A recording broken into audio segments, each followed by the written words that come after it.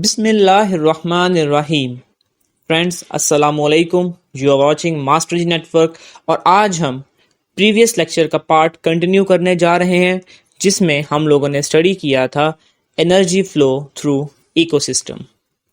मैंने आप लोगों को ग्राफिकल डिमॉन्स्ट्रेशन दी थी कि एनर्जी किस तरीके से फ्लो करती है इकोसिस्टम के अंदर, और साथ में हम लोगों ने डिस्कस किया था कि इकोलॉजिकल पिरामिड्स क्या होते हैं। तो आज हम उनकी डेफिनेशंस और उनकी डिस्क्रिप्शन को स्टडी करेंगे थोड़ा सा डिटेल में। सबसे पहले हम देखते हैं कि एनर्जी फ्लो इकोसिस्टम के अंदर होती कैसे है। The flow of energy from producers to top consumers is called energy flow. This is the definition of energy flow कि एनर्जी का फ्लो प्रोड्यूसर से लेकर टॉप कंज्यूमर्स तक। टॉप कंज्यूमर्स कौन से होंगे, यानी कि जैसे प्रोड्यूसर्स होते हैं पहले उनको कंज्यूम करते हैं primary consumer, then secondary consumer, then tertiary consumer. तो जो सबसे टॉप पर कंज्यूमर आएगा, जहाँ पर फूड चेन वो रुकती तो नहीं है, लेकिन जहाँ पर जो हमने अपनी पढ़ने स्टडी के लिए जहाँ पर वो रुक रही होगी जब तक वो ऑर्गेनिज्म की डेथ नहीं हो जाती, तो वो टॉप कंज्यूमर जो होगा उस तक जो एनर्जी फ्लो होती है इसको हम कहते हैं एनर्जी फ्लो। एनर्जी फ्लो जो होता है ये यूनी डायरेक्शनल होता है, एक ही डायरेक्शन में मूव करता है। ऐसा नहीं होता कि एक तरफ से अगर एक ऑर्गेनिज्म ने दूसरे को खा लिया है तो वापस वो एनर्जी उसको दे दे, ऐसा नहीं होता। तो यूनी डायरेक्शनल, एक डायरेक्शन में एनर्जी फ्लो करती है। देन हम देखते हैं कि what is a food chain, the most important thing in ecology. Food chain क्या होती है? अ food chain describes the flow of food in an ecosystem. जैसे हमने पहले देखा कि एनर्जी किस तरीके से फ्लो कर रही है इकोसिस्टम में, तो फूड चेन के अंदर हम लोग ये स्टडी करते हैं कि फूड जो है वो किस तरीके से फ्लो करती है इकोसिस्टम के अंदर। ऑब्वियसली अगर हम कह दें कि फूड के अंदर ही एनर्जी होती है तो बात गलत नहीं होगी, बात सही होगी। तो एक ऐसी चेन, एक ऐसा स्ट्रक्चर, एक ऐसा फीडिंग स्ट्रक्चर इकोसिस्टम के अंदर जिसके अंदर जो फूड होती है वो एक ऑर्गेनिज्म से दूसरे ऑर्गेनिजम्स में ट्रांसफ़र होती है, देन दूसरे से तीसरे के अंदर, तो उसे कहते हैं, इस पूरी लड़ी को, इस पूरी चेन को कहते हैं food chain. A food chain describes the flow of food in an ecosystem. This flow और feeding structure in an ecosystem is called trophic structure. ये जो फ्लो होता है फूड का, या फिर जो फीडिंग स्ट्रक्चर होता है, इसको हम ट्रॉफिक स्ट्रक्चर भी कहते हैं। Each level in this structure is called a trophic level. हर एक लेवल को हम क्या कहेंगे? ट्रॉफिक लेवल कहेंगे। जैसे कि पहले आप लोग अब मैंने आपको बताया था घास है, प्रोड्यूसर्स हैं जो घास है, प्लांट्स, उनको कंज्यूम किया ग्रास हॉपर ने, तो ग्रास हॉपर प्राइमरी कंज्यूमर हुआ और वो सेकंड ट्रॉफिक लेवल हुआ। ग्रास हॉपर्स को कंज्यूम किया फ्रॉग्स ने, तो फ्रॉग्स जो थे वो सेकेंडरी कंज्यूमर हुए, और साथ में इनका ट्रॉफिक लेवल कौन सा हुआ? थर्ड ट्रॉफिक लेवल हुआ। तो हर एक स्टेज जो होती है, हर एक ऑर्गेनिज्म जो होता है जो एनर्जी को या फूड को लेता है, उस हर एक ऑर्गेनिज्म को, हर उस स्टेज को एक ट्रॉफिक लेवल का हम लोग नाम देते हैं। A food chain starts the movement of energy from one trophic level to the next. Food chain होती है वो एनर्जी को ट्रांसफर करती है एक ट्रॉफिक लेवल से दूसरे ट्रॉफिक लेवल में। नेक्स्ट स्लाइड में आप लोग एक डायग्राम देख सकते हैं। इस डायग्राम को हम लोग स्टार्ट करते हैं लेफ्ट साइड प्रोड्यूसर, जहां पर आपको ग्रीन कलर की घास नजर आ रही है। यहां पर आप देख सकते हैं कि प्रोड्यूसर्स हैं, प्रोड्यूसर्स को कंज्यूम किया, प्रोड्यूसर्स हैं, फर्स्ट ट्रॉफिक लेवल है, और जो इसको कंज्यूम कर लिया प्राइमरी कंज्यूमर यानी कि ग्रास हॉपर ने। जो ग्रास हॉपर्स हैं वो सेकेंडरी ट्रॉफिक लेवल है और प्राइमरी कंज्यूमर हैं क्योंकि ये कंज्यूम कर रहा है उससे। देन ग्रास हॉपर को आगे जो ब्लू बर्ड होगा वो कंज्यूम करेगा, तो जो ब्लू बर्ड है वो सेकेंडरी कंज्यूमर हुआ और ये थर्ड ट्रॉफिक लेवल हो गया क्योंकि तीसरा ऑर्गेनिज्म आ गया जिसके पास फूड पहुंची है या एनर्जी पहुंची है। देन इस ब्लू बर्ड को कंज्यूम कर लेगा एक स्नेक, तो स्नेक हमारे पास होगा टर्शियरी कंज्यूमर और ये फोर्थ ट्रॉफिक लेवल होगा। फिर हम देखते हैं आगे हमारे पास आता है एक प्रीडेटर जो कि एक आउल है, यानी कि एक उल्लू, जिसे हम उर्दू जुबान में कहते हैं या हिंदी में कहते हैं आउल, उसे कंज्यूम कर लेगा। तो ये एक प्रेडेटर हो गया, उसके बाद उसकी डेथ हो जाएगी, उसके बाद वहाँ पर डेड डिकेइंग जो मैटर होगा उसके ऊपर जो डिकम्पोजर्स आएंगे, अटैक करेंगे, यानी कि वो फंगस भी हो सकते हैं, बैक्टीरिया भी हो सकते हैं, उसके न्यूट्रिएंट्स की वो जो है वो ब्रेक डाउन कर देंगे, वो जो न्यूट्रिएंट्स सॉइल में छोड़ देंगे, वहाँ से फिर न्यू प्लांट्स को मिल जाएंगे और प्लांट्स दोबारा से ग्रो करना शुरू कर देंगे। तो फूड चेन इस तरीके से चलती है। अब हम बात करते हैं फूड वेब की।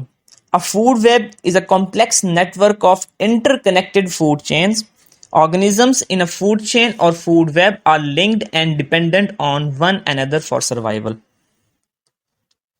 अब यहां पर आप लोगों ने बात पिक करनी है।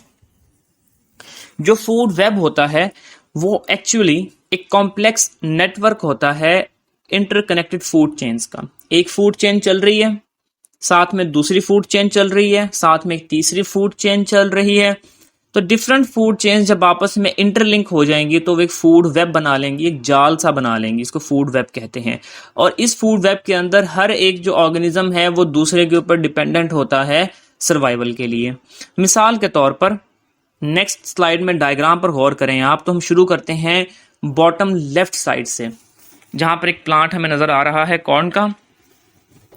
अब ये जो प्लांट है ये प्राइमरी प्रोड्यूसर है, ये प्रोड्यूसर है, इसके साथ हम प्राइमरी वर्ड यूज नहीं करेंगे। ये प्रोड्यूसर है, ये प्लांट ने अपनी एनर्जी खुद बनाई। उसके बाद अब इस प्लांट को क्या होगा, कंज्यूम करेगा ग्रास हॉपर। ठीक है, तो ग्रास हॉपर प्राइमरी कंज्यूमर हो गया और सेकंड ट्रॉफिक लेवल हो गया। यहां तक बात क्लियर होगी, ये फूड चेन स्टार्ट हो गई। अब उस ग्रास हॉपर को आगे फ्रॉग भी कंज्यूम कर सकता है और रैट भी कंज्यूम कर सकता है। चलें हम मिसाल ले लेते हैं कि ग्रास हॉपर को कंज्यूम कर लिया रैट ने लेफ्ट साइड पर। अब ये फूड चेन चल पड़ी है, ग्रास हॉपर को कंज्यूम किया रैट ने, उसके बाद रैट को कंज्यूम कर लिया स्नेक ने। तो ये एक फूड चेन चल रही है। इसी के साथ हम देखते हैं कि ग्रास हॉपर को कंज्यूम कर सकता है फ्रॉग भी। ठीक है, रैट के राइट साइड पर है, ग्रास हॉपर कंज्यूम कर सकता है फ्रॉग भी, फ्रॉग को आगे कंज्यूम कर सकता है स्नेक भी, और फ्रॉग को आगे कंज्यूम कर सकता है ईगल भी, जो राइट टॉप पर आपको नजर आ रहा होगा। तो ये दूसरी फूड चेन चल पड़ी है, लेकिन दोनों फूड चेन आपस में लिंक कर रही हैं। इसी तरीके से हम यहाँ पर ये देखते हैं कि जो हमारे पास लेफ्ट साइड पर रैट था, फर्ज कर लें रैट को पाइथन ने या स्नेक ने कंज्यूम नहीं किया, उसको कंज्यूम कर लिया ईगल ने जो टॉप राइट कॉर्नर पर है, तो ये तीसरी फूड चेन चल पड़ी। इस तरीके से हमारे इकोसिस्टम के अंदर, हमारे इन्वायरमेंट के अंदर डिफरेंट फूड चेन्स चल रही होती हैं। एक ऑर्गेनिज्म दूसरे को खा रहा है, दूसरा तीसरे को, दूसरा फिर किसी और, यूं करके एक जाल सा बना हुआ है जिसे हम कहते हैं फूड वेब। तो फ्रेंड्स, जहां तक ये आपको जो बात है होप सो क्लियर हो गई होगी। अब हम आगे मूव करते हैं कि इकोलॉजिकल पिरामिड्स की तरफ।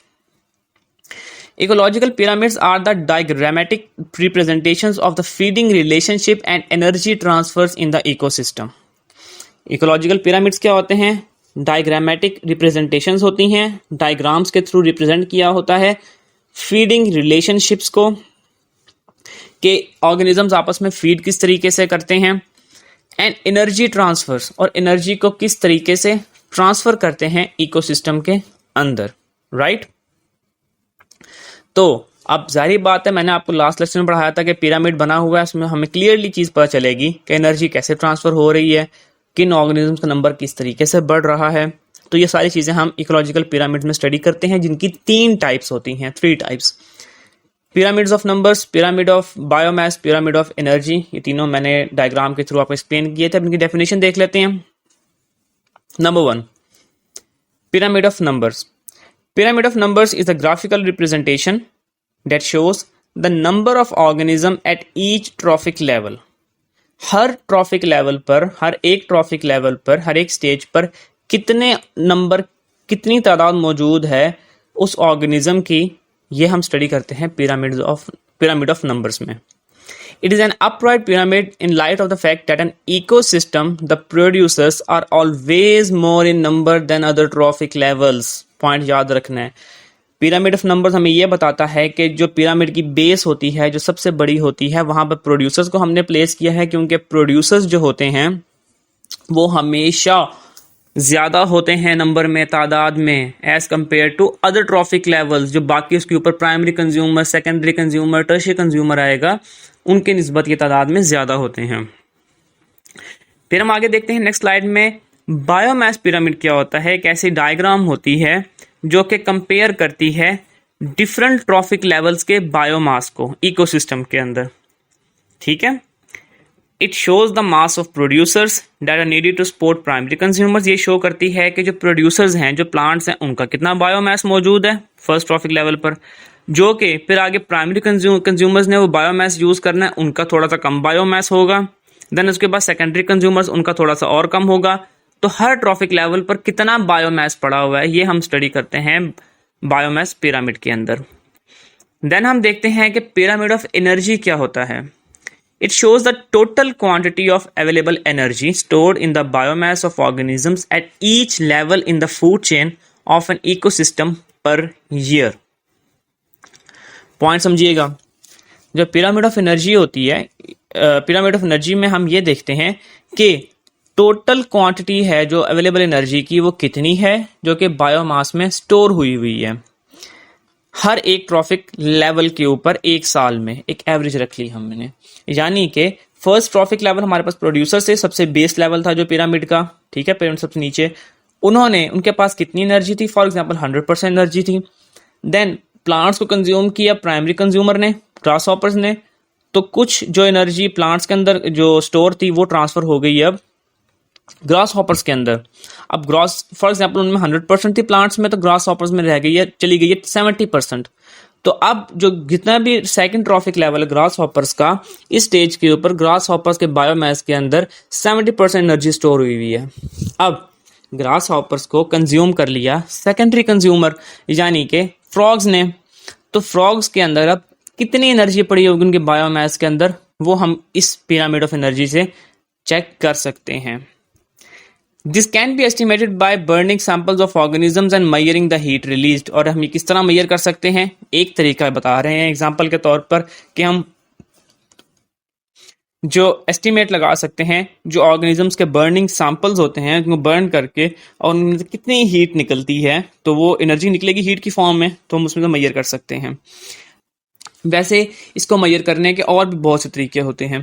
तो फ्रेंड्स, ये था हमारे पास एनर्जी फ्लो थ्रू इकोसिस्टम और इकोलॉजिकल पिरामिड्स, इन दोनों के बारे में हमने पढ़ा। होप सो आप लोगों को ये लेक्चर भी समझ आ गया होगा और पसंद भी आया होगा। So stay tune for our next lecture इंशाल्लाह। अल्लाह हाफिज़।